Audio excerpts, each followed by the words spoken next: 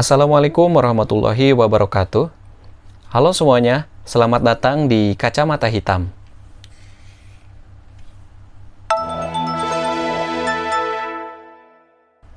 Pernah nggak kamu merasa gagal sebagai orang tua?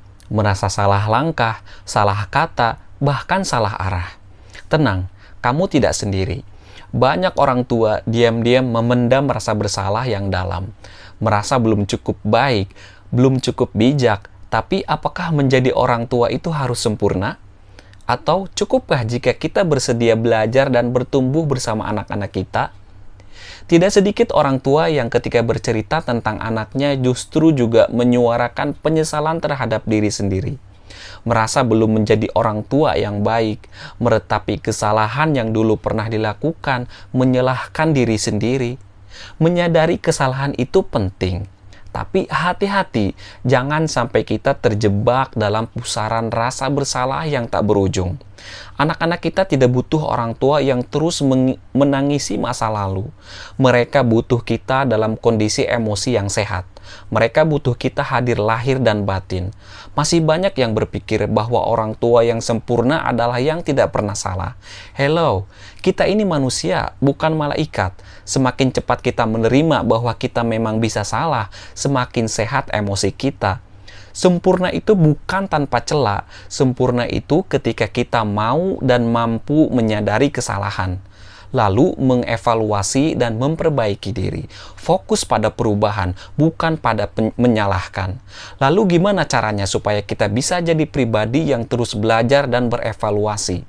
Pertama, buang gengsi. Ingat, di atas langit masih ada langit. Sehebat apapun ilmu kita soal anak, akan selalu ada hal yang belum kita ketahui. Jangan merasa paling benar, paling mengerti, apalagi kalau semua patokan itu cuma dari cara orang tua kita dulu mendidik kita. Bukan berarti itu salah ya, tapi zaman berubah. Anak-anak kita hidup di ruang dan waktu yang berbeda, maka pendekatan pun harus berbeda. Yang kedua, bekali diri dengan ilmu. Tanpa ilmu, kita gampang salah. Dan yang lebih bahaya, kita bisa tidak sadar kalau kita sedang salah.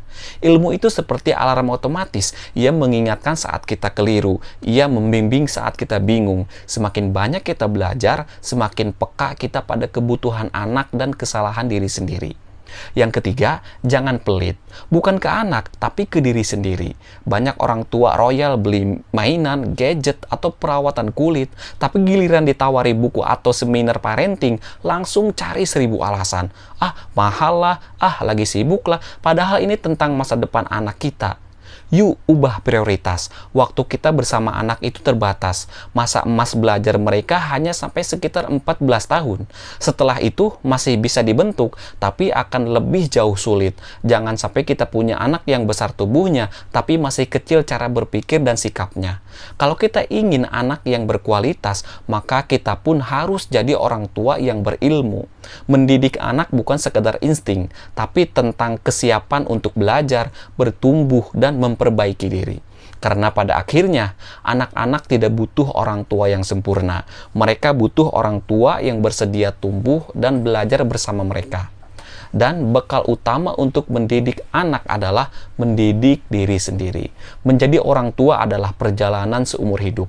Bukan soal menjadi sempurna tanpa salah, tapi tentang keberanian untuk mengakui kesalahan dan ketulusan untuk terus belajar menjadi lebih baik. Anak-anak tidak menuntut kita jadi sosok super tanpa celah. Mereka hanya ingin orang tua yang hadir dalam cinta, dalam belajar, dalam pertumbuhan. Jadi, yuk kita mulai dari diri sendiri. Karena saat kita bertumbuh, anak-anak pun akan mengikuti jejak itu dengan cara terbaik mereka. Semoga bermanfaat. Wassalamualaikum warahmatullahi wabarakatuh.